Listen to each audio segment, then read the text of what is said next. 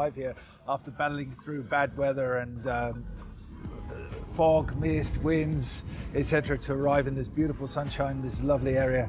And we're just starting to get to grips with the terrain and understanding the whole area around, and we can say that it's very spectacular. We look forward to flying here immensely during the next.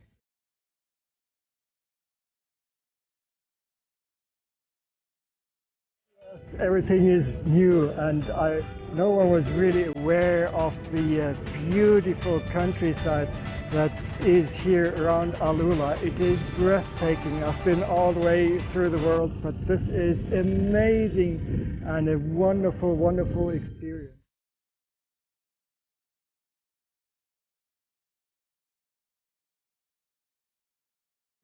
Open cockpit flying, of course, is that it's like a motorcycle in the air.